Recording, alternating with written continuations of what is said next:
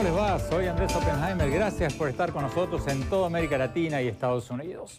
La reciente elección del primer presidente de izquierda o de centro izquierda en la historia reciente de Costa Rica ha sido una sorpresa para los encuestadores y ha llevado a varios analistas a vaticinar un nuevo giro a la izquierda en toda América Latina después de las victorias de la presidenta Michelle Bachelet en Chile y ahora de Luis Guillermo Solís en Costa Rica. Pero ¿cuán grande será el giro a la izquierda de Costa Rica? Hoy se lo vamos a preguntar esto y mucho más al presidente electo de Costa Rica, Luis Guillermo Solís, quien también, tras su inauguración el 8 de mayo, asumirá la presidencia de la CELAC, la Comunidad de Estados de América Latina y el Caribe. Y después vamos a hablar sobre las elecciones en Colombia, que van a tener un impacto político en toda la región y en las que va a tratar de reelegirse para un segundo mandato del presidente Juan Manuel Santos. Las encuestas dicen que le va más o menos y que podría perder en la segunda vuelta. Se lo vamos a preguntar al candidato a vicepresidente de Santos, el doctor Germán Vargas Lleras, que fue él mismo un candidato presidencial y exministro de varias carteras. Le vamos a preguntar no solo sobre las elecciones de Colombia, sino cómo ve el futuro de toda América Latina. Y además tendremos como invitados desde Washington al doctor Manuel Orozco, director para América Latina del Diálogo Interamericano, un conocido centro de estudios latinoamericanos en Washington. Y en nuestros estudios vamos a tener al doctor Guillermo Lustó, presidente del Instituto Interamericano para la Democracia y profesor de la Universidad Internacional de la Florida, y a Cristel Musino, vocera de la Oficina de Washington para Asuntos Latinoamericanos, otro importante centro de estudios interamericanos en Washington. Bueno, vamos directamente a la entrevista que le hicimos al presidente electo de Costa Rica, Luis Guillermo Solís. Veamos.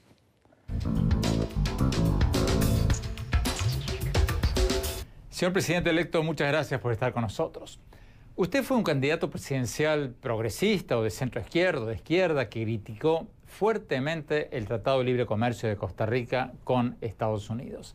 Y hace pocos días, ya como presidente electo, usted le dijo, por lo menos fue citado por el diario francés Le Monde, diciendo que la monogamia que hemos tenido largo tiempo con Estados Unidos no es deseable en un mundo desarrollado.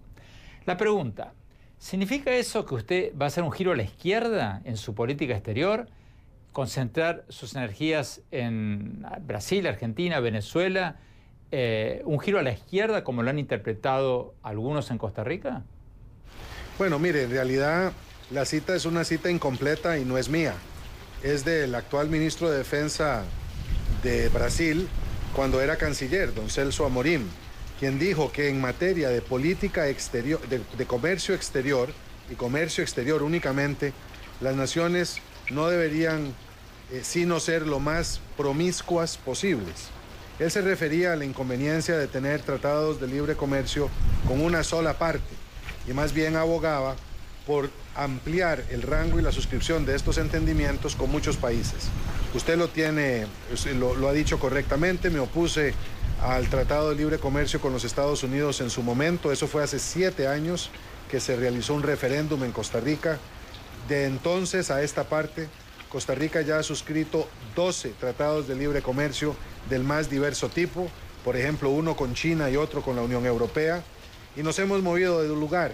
Y me parece que ese camino es el camino correcto, es el camino que siguió Chile, es el camino que han seguido muchos países, de diversificar su comercio exterior tanto como sea posible. Entonces, ¿diría usted que se equivocó hace 7 años cuando estaba criticando el Tratado de Libre Comercio de Costa Rica con Estados Unidos? No, creo que mis motivos eran válidos y creo que esa lucha que dimos tuvo una gran sensatez y era proteger a nuestros productoras y productores internos de los males de una globalización que sigue castigando aún hoy a muchos de ellos. La verdad es que, como lo comprobó la gran crisis del 2008, había que tener mucha claridad sobre los impactos externos que podrían tener economías altamente dependientes como la nuestra del mercado estadounidense y del mercado europeo. No hemos sido beneficiarios de las ventajas que el Tratado de Libre Comercio nos ofrecía, y ahora es momento de buscar formas nuevas de asociación con esos mercados dominantes para garantizar que esos beneficios que han tenido costos sociales y productivos muy altos en los países centroamericanos al menos, se logran y se superan. ¿Cómo se siente usted más cómodo cuando lo describen? Cuando lo describen como un presidente de izquierda, de centro izquierda, progresista, ¿qué etiqueta le cae mejor? Bueno, yo siempre me he descrito como socialdemócrata, en todo caso un hombre de pensamiento progresista costarricense. Eso significa vengo de una tradición moderada desde el punto de vista político, en que no se extraña la presencia importante del Estado en las funciones de la sociedad, pero que es vista como una función compatible con una economía de mercado respetuosa de los derechos humanos y de la justicia social. No soy muy distinto a cualquiera de los líderes que en Europa o los Estados Unidos han sido convocados en diferentes momentos de la historia para administrar la economía de mercado con criterios de justicia social y responsabilidad ambiental. ¿Costa Rica va a acercarse al ALBA, al grupo de Venezuela y Bolivia y Nicaragua y Ecuador? Bueno, Costa Rica no va a formar parte del ALBA, pero va a tener muy buenas relaciones como las ha tenido hasta ahora con países miembros del ALBA, lo cual me parece natural, habida cuenta, como le digo, de las múltiples interacciones que tenemos con algunos de ellos, como es el caso de Nicaragua. A mí no me asusta tener buenas relaciones con muchos de estos países, pero no formaremos parte de ese bloque. Pocos días después de su elección hubo dos anuncios económicos que sacudieron a Costa Rica. Bank of America anunció que cerrará su unidad tecnológica en Costa Rica, que empleaba a 1.400 personas. Y Intel, la compañía tecnológica que era el gran orgullo tecnológico de Costa Rica, lo alardeaban en todos lados, anunció el cierre parcial de sus operaciones en el país y despidió a 1.500 empleados. ¿Qué le dice usted a sus críticos que dicen que sus declaraciones, como por ejemplo cuando dijo que Costa Rica no quiere una monogamia con Estados Unidos, ahuyentó o está ahuyentando inversionistas de Estados Unidos? ¿Qué le dice usted a sus críticos que dicen eso? Pues mire que eso no es cierto. Las propias empresas han dicho que su salida parcial de Costa Rica obedece a razones globales, que nada tienen que ver ni mis declaraciones, ni mi elección, ni las condiciones del mercado interno costarricense que trabaja con entera normalidad. La verdad es que en el caso de Intel, esta es una decisión corporativa que se ha estado valorando desde hace más de un año. El anuncio ya era inminente antes de la elección, pero prefirieron esperar hasta que esta tuviera lugar para no contaminar el proceso electoral con este anuncio que tenía un impacto muy grande. En el caso del Bank of America, ahí fue más intempestiva la decisión. Pero mire, anoche precisamente tuve un encuentro muy constructivo y muy positivo con la Unión de Cámaras, que es la cúpula empresarial costarricense, para ratificar la importancia que le atribuyo a la inversión extranjera directa.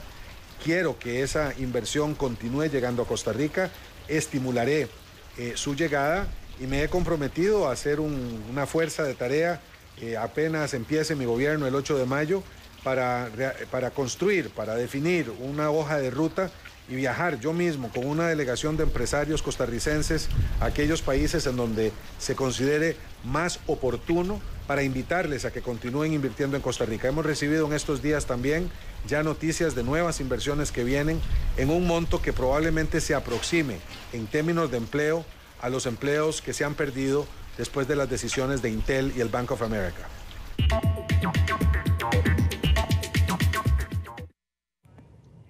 Vamos a Washington. Doctor Manuel Orozco, del Diálogo Interamericano. ¿Cuán grande va a ser este giro a la izquierda de Costa Rica? ¿Es cierto que este va a ser el primer presidente de izquierda o de centro izquierda en la historia de Costa Rica o no tanto? Sí, es el primer presidente de la izquierda de Costa Rica. El PAC es un partido que surge más o menos en el 2001-2002 y este es el cuarto intento de llegar al poder y finalmente lo logra. En más de una ocasión estuvo muy cerca de ganar la elección presidencial. Y el cambio político realmente para Costa Rica Yo no lo interpretaría como un giro a la izquierda si lo pensamos en términos de la llamada izquierda latinoamericana, que es más populista que de izquierda, sino que es un cambio justo y modesto un poco hacia los cambios necesarios que necesitaba tener Costa Rica, que tenía que ver con 4 aspectos. Uno es el tradicionalismo político que venía molestando a la ciudadanía costarricense, en particular el envejecimiento y la corrupción dentro del Partido Liberación Nacional. Segundo, un intento de aumentar la equidad en el país en el momento en que la economía crece, pero la pobreza no ha bajado en los últimos 20 años. Costa Rica mantiene un nivel de pobreza de un poco más del 20% del país y aunque la economía crece a más de 4%, la redistribución social ha sido limitada. Y el tercer aspecto que trata de abordarse en términos del cambio político del país tiene que ver con resolver la ineficiencia del gasto público del gobierno, en donde se ha observado que hay problemas de corrupción, mal manejo de fondos y finalmente un cambio generacional que en Costa Rica ha sido de importancia muy significativa.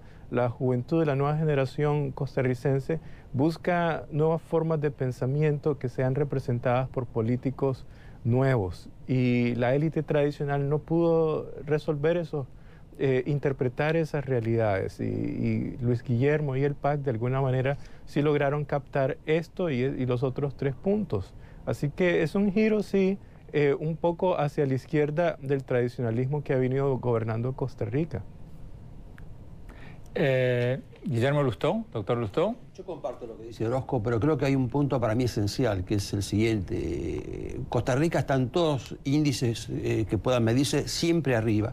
Pero los en América Latina. En América Latina, pero siempre está además vinculado a buenas medidas económicas, a buen nivel democrático, a buen nivel institucional. Pero creo que estos 4 últimos años han mostrado una Costa Rica con un nivel de corrupción para un país democrático, porque no saco de este ranking a los países no democráticos, con un nivel muy elevado de corrupción, y uno de los elementos que ha esbozado Solís es el tema de la lucha contra la corrupción.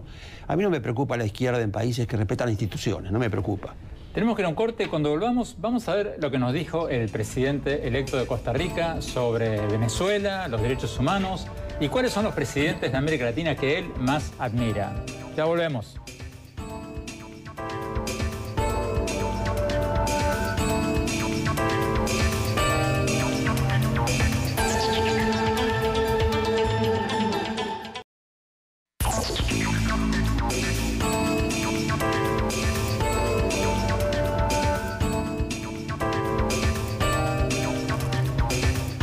Gracias por seguir con nosotros en este programa en que estamos analizando si hay un nuevo giro a la izquierda en América Latina tras la reciente elección del primer presidente de izquierda o de centro izquierda en la historia reciente, por lo menos, de Costa Rica. Seguimos con la entrevista que le hicimos al presidente electo de Costa Rica, Luis Guillermo Solís. Veamos.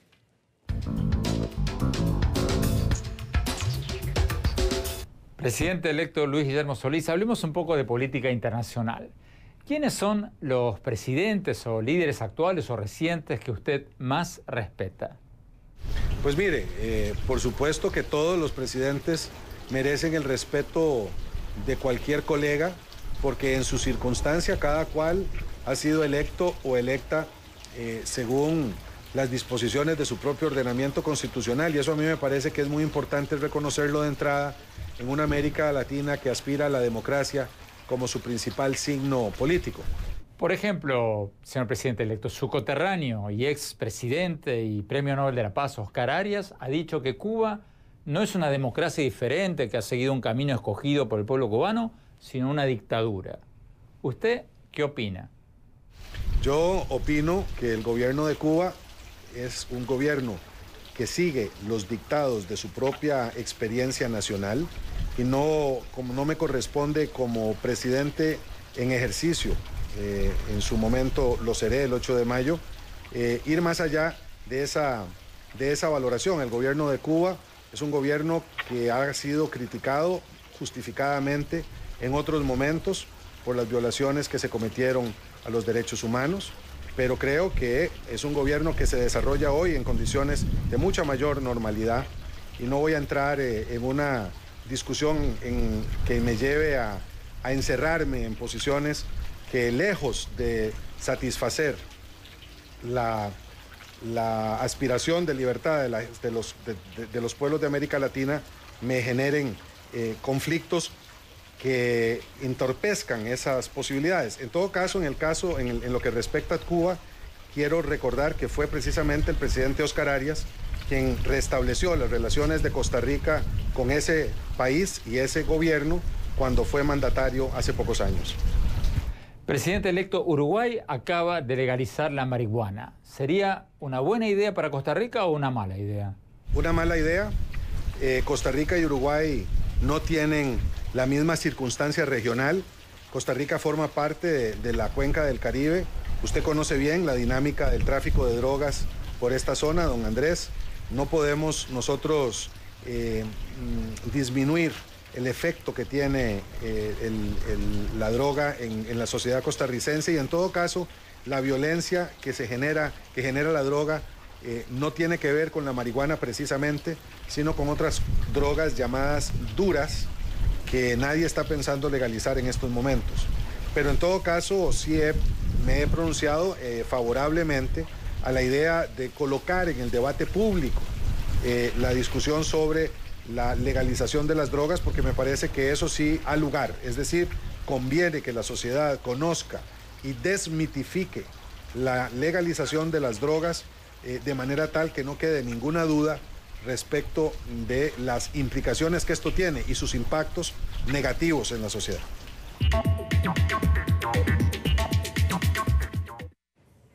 Vamos a Washington. Manuel Orozco, ¿cómo lees estas declaraciones del presidente electo de Costa Rica? Porque él dice que él va a seguir con la tradición de Costa Rica de defender los derechos humanos donde sea, pero como presidente de la CELAC va a ser mesurado. ¿Cómo lees estas declaraciones?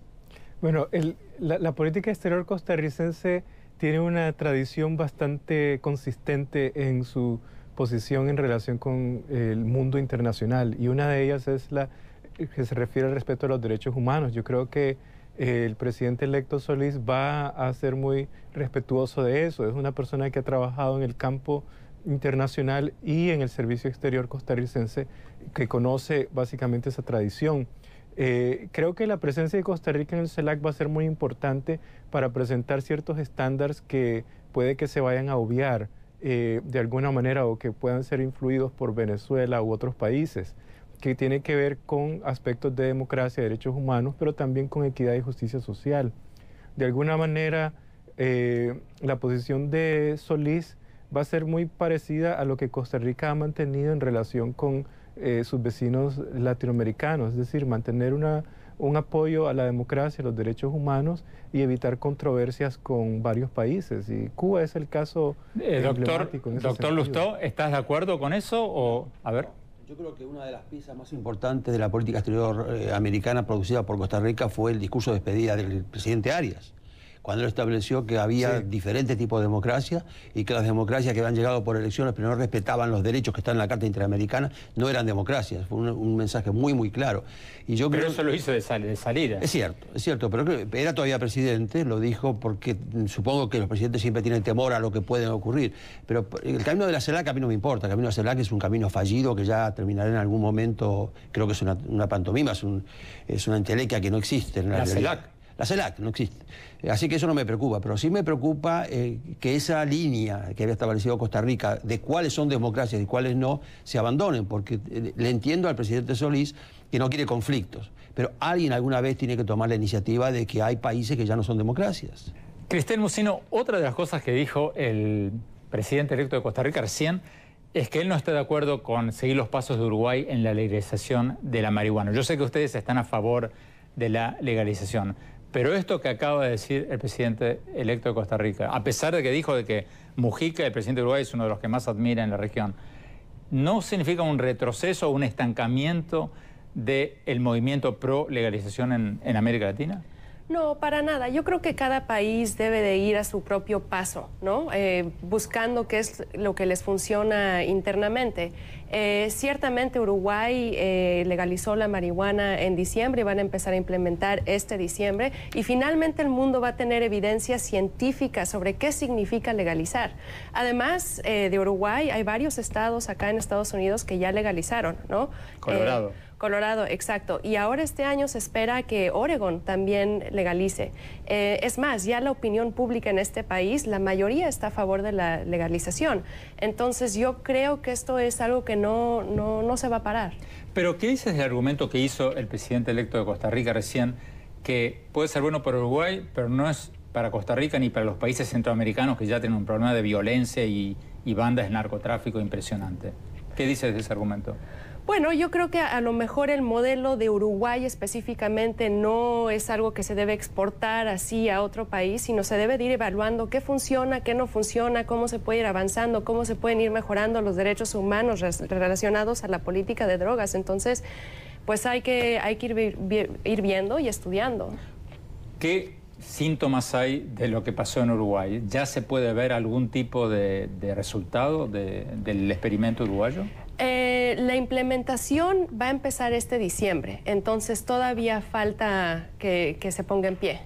Tenemos que ir a un corte, ya volvemos, seguimos con la entrevista con el presidente electo de Costa Rica, Luis Guillermo Solís. Ya volvemos.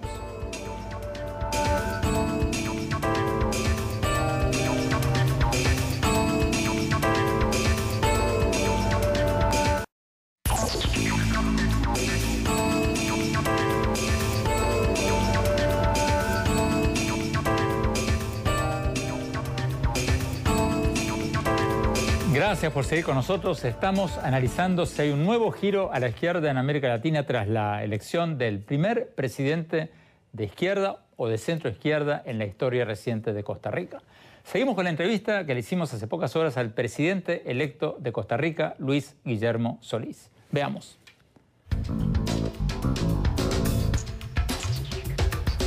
Señor presidente electo, ¿cómo resolverá el problema de la gobernabilidad en Costa Rica? Porque usted tendrá la asamblea legislativa más fragmentada de la historia moderna de su país.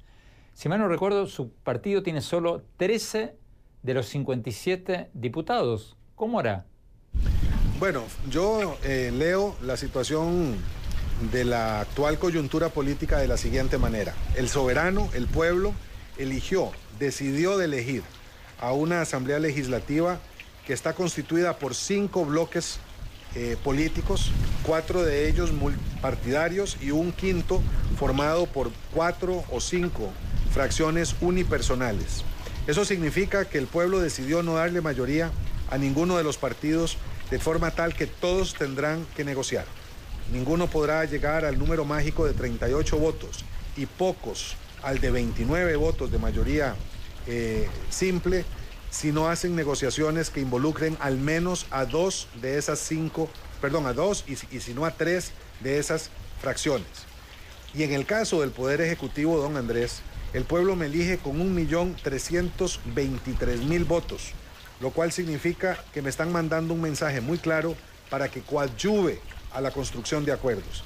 Costa Rica no es ingobernable, es un país absolutamente gobernable y lo seguirá siendo, pero conviene y será más que conveniente, obligatorio, construir estos acuerdos de manera que no defraudemos el mandato que en cada uno de los poderes de la República otorgó el pueblo costarricense. ¿Está pensando hacer algo como lo que hicieron en México, el Pacto por México, donde se juntaron los 3 principales partidos políticos?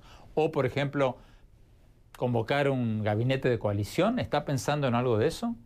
Avanzaremos hacia la constitución de acuerdos de diferente naturaleza y no descartaría de ninguna manera la posibilidad de llegar a un acuerdo mucho más amplio de lo que en el marco de lo que podría ser el debate de una agenda país, siguiendo la lógica mexicana. Me parece que eso está dentro de las opciones disponibles en este momento.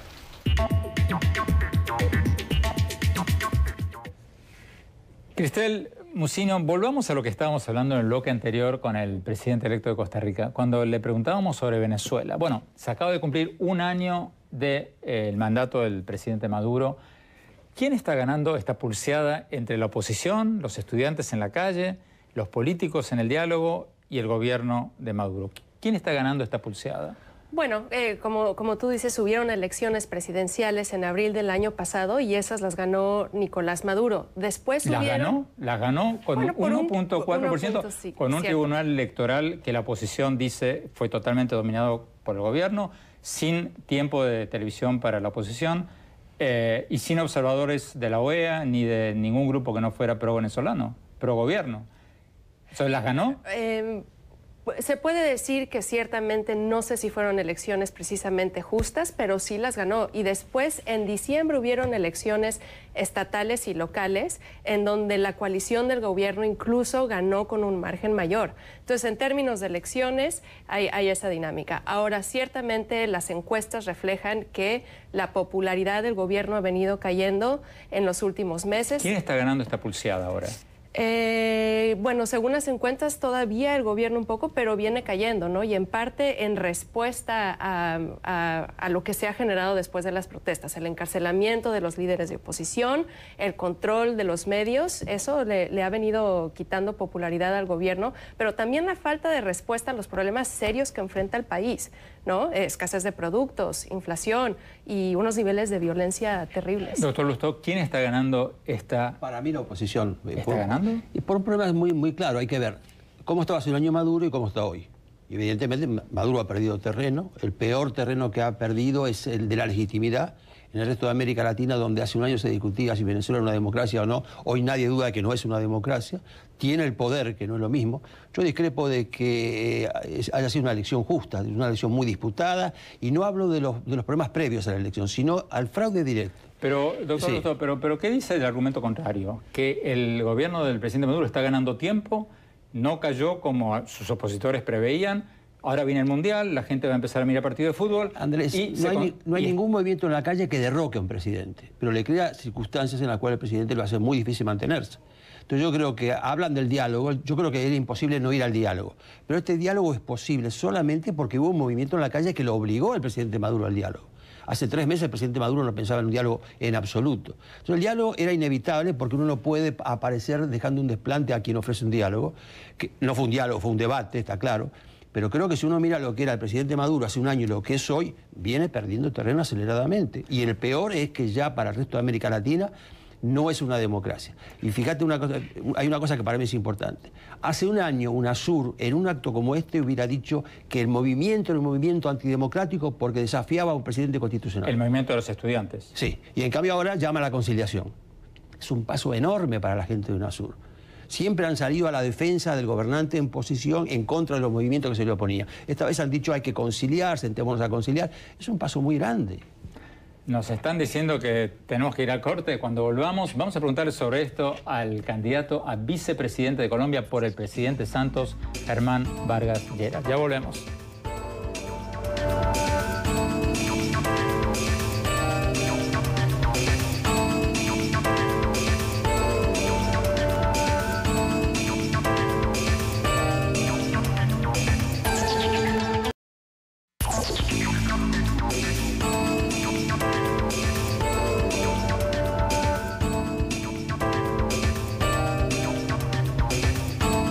Gracias por seguir con nosotros. Vamos a hablar sobre Colombia. Colombia, una de las economías más grandes de América Latina, le está disputando el tercer puesto a Argentina. Algunos dicen que primero a Argentina, otros dicen primero a Colombia. Va a tener elecciones presidenciales el mes próximo, el 25 de mayo, en las que va a tratar de reelegirse el presidente Juan Manuel Santos. Pero las encuestas dicen que Santos está prácticamente empatado con el ex alcalde de Bogotá, Enrique Peñalosa, y algunas encuestas dicen que el presidente Santos perdería la segunda vuelta. Hace pocas semanas hablamos con Peñalosa y hoy tenemos con nosotros en nuestros estudios al doctor Germán Vargas Lleras, el candidato a vicepresidente de la fórmula del presidente Santos. Doctor Vargas Lleras, muchas gracias por estar con nosotros. Buenas noches, Andrés. Doctor Vargas Lleras, ¿por qué le está yendo mal al presidente Santos en las encuestas? Bueno, tenemos un cúmulo de encuestas que ya no sabe uno qué pensar. En lo que todas coinciden es que el presidente ganaría en primera vuelta, habría lugar a una segunda vuelta. Por una pizquita. Ganaría. Y en la segunda vuelta también. lograría imponerse como presidente de Colombia. Las últimas que hemos visto, acá tengo una Datexco de hace pocos días, dice que el apoyo al presidente cayó 10 puntos, del 39% al 29%. Y otra encuesta de Datos y Conceptos dice que el 70% de los colombianos están en contra de la reelección del presidente Santos. O sea, no, ¿cómo? Pero no debe interpretarse así. Se hacen encuestas de favorabilidad, de desfavorabilidad. Otra cosa es medir naturalmente la intención de voto, que es lo que vale. La casi totalidad de ellas coinciden que se ganaría en primera y en segunda vuelta.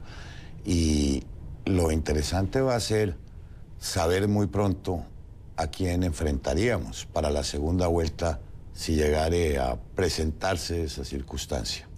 Pero déjeme jugar al abogado del diablo, doctor Vargas Lleras, porque 27% de apoyo para un presidente en ejercicio que tiene los medios, o sea, Colombia es un país democrático, por suerte, no hay monopolio de la televisión como en algunos países vecinos, pero es un poco bajo. ¿Cómo se explica? Pues es un poco bajo, pero hasta ahora entramos en la recta final de la campaña. La gran oportunidad para que se haga un balance de todos los aciertos que el gobierno puede mostrar en las diferentes áreas. La economía va mejor que nunca, la seguridad igualmente. Va a ser crucial los debates y el esfuerzo que hará el país para realmente hacer un balance de la gestión del presidente Santos, como es habitual en cualquier proceso de reelección.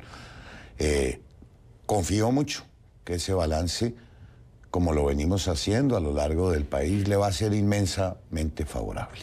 Cuando lo tuvimos en el programa hace pocas semanas a Enrique Peñalosa, ahora por lo menos el principal rival del presidente Santos, nos decía, y yo le preguntaba, oiga, ¿cómo va a ganar usted contra la maquinaria política de un presidente en ejercicio?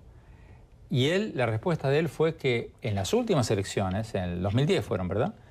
En las últimas elecciones el presidente Santos ganó, dijo él, porque tenía el apoyo del expresidente Uribe, su ex jefe cuando el presidente Santos era ministro de Defensa.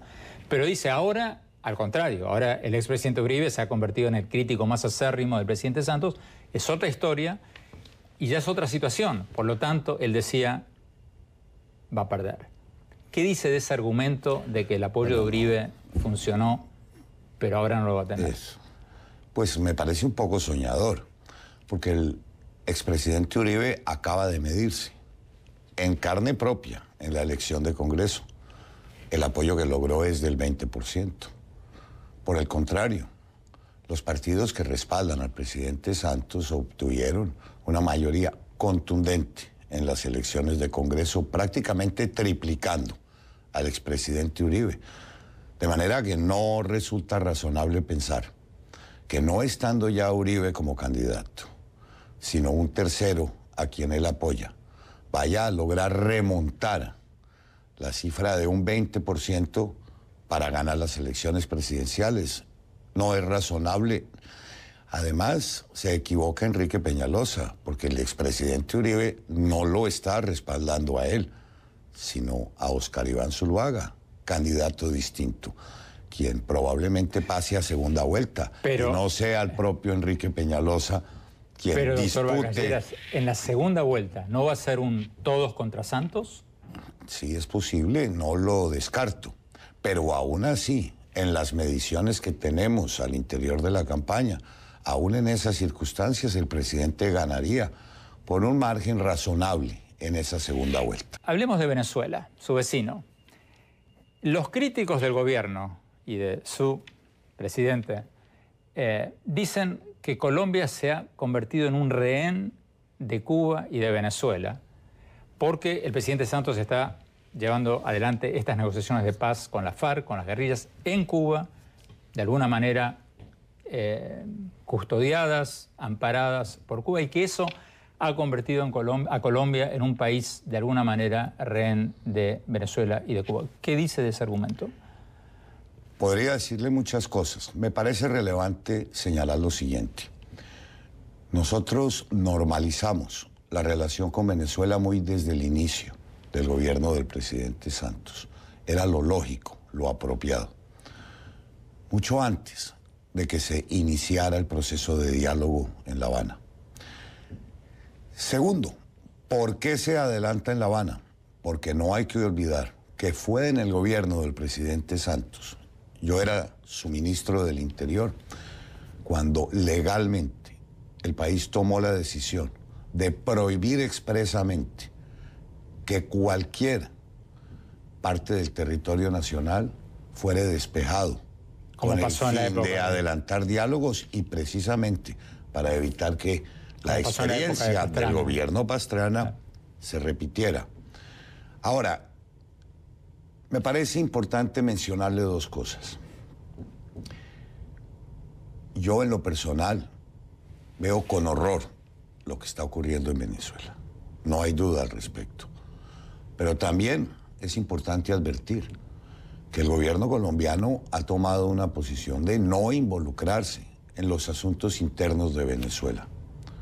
Poco contribuiría, en mi criterio, eso a mejorar las relaciones o eventualmente a influir en lo que ocurre en el vecino país. Desde la normalización de las relaciones, el país ha ganado mucho, yo lo creo. Se ha recuperado una parte importante de la cartera, que a través del Cadivi estaba comprometida con inversionistas e industriales colombianos. Se han normalizado las relaciones de frontera. Pero le doy un argumento muy poderoso que yo así lo creo. Para Colombia, provocar al gobierno venezolano no tiene ningún sentido. Qué fácil sería para Maduro, en medio de la crisis que está viviendo, apelar al expediente nacionalista una vez más y revivir una confrontación que vivimos en el pasado y que a quien menos sirvió fue a los colombianos. De manera que, respetuosos de ese principio, no intervenimos en los asuntos que tienen que ver con el vecino país sin que por ello, en mi caso personal se lo digo, no seamos muy críticos de lo que allá está ocurriendo. Si es cierto que Venezuela se ha involucrado directamente en las conversaciones de La Habana, pues no es así. Y si quiere también hablamos de las conversaciones de La Habana porque me parece muy importante. Recuerdo haber visto en el mes de noviembre una entrevista suya con el expresidente Uribe donde se dijeron pocas verdades. Y qué importante que los televidentes sepan cuál es la real situación de lo que está ocurriendo en La Habana. En 20 segundos que nos queda. Muy bien. Díganos en 20 segundos. En La Habana se está negociando un proceso que ojalá nos anticipe en muchos años el fin del conflicto en Colombia. 4 puntos se están negociando. Un programa de desarrollo rural, la eventual participación de esa organización en las actividades políticas una vez se desmovilicen y entreguen las armas, el tema de la droga que se está discutiendo en este momento y en cuarto lugar, cómo operaría esa desmovilización y la entrega, advirtiendo sí que cualquier acuerdo a que se llegue tendrá que ser refrendado mediante un mecanismo popular. Pero no es cierto, Andrés, que estemos negociando ni la composición, ni la estructura, ni el funcionamiento de las fuerzas militares, porque ese punto quedó expresamente excluido. Y no es cierto que se esté negociando el criterio de la propiedad privada, ni los principios constitucionales. Como le digo finalmente, tampoco es verdad que estemos avanzando hacia un régimen de impunidad para los miembros de esa organización. Doctor Vargas Lleras, muchísimas gracias. A usted, Andrés. Ya lo vamos a invitar nuevamente. Gracias por venir. Gracias por la invitación. Vamos a un corte y ya volvemos con mis conclusiones.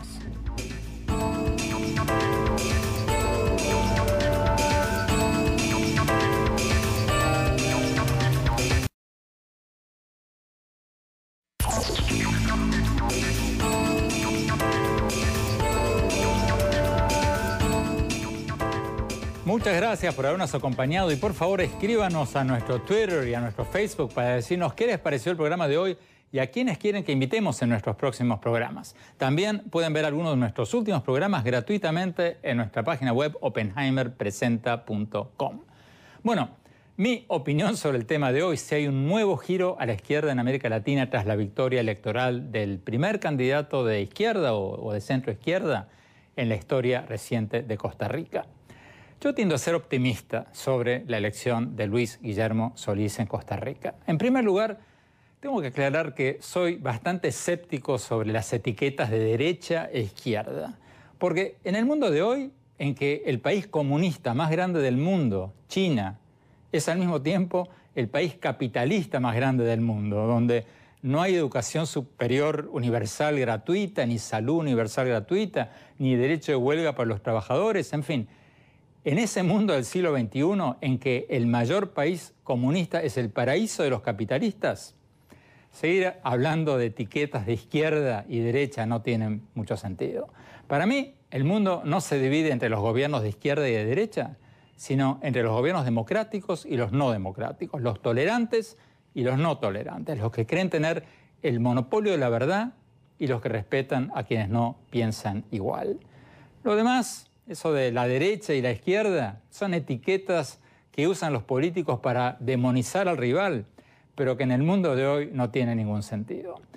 En cuanto al caso concreto del cambio de gobierno en Costa Rica, creo que es bueno para Costa Rica, porque va a ser un soplo de aire fresco en un país que había estado prácticamente dominado por un solo partido político durante más de 60 años y donde había un gran anhelo de cambio. Ojalá que Solís sea un presidente moderado y tolerante, como lo dijo en este programa hoy, y ojalá que siga manteniendo la tradición de Costa Rica de defender los derechos humanos y la democracia en todos lados, y que no se contagie de otros presidentes latinoamericanos que han reemplazado la defensa colectiva de la democracia por la defensa selectiva de la democracia. O sea, que critican los abusos del poder cuando vienen de un lado y se hacen los distraídos cuando los abusos del poder vienen del otro lado. En eso, esperemos que el presidente electo de Costa Rica no se contagie de alguno de sus colegas que admira. Gracias. Hasta la próxima.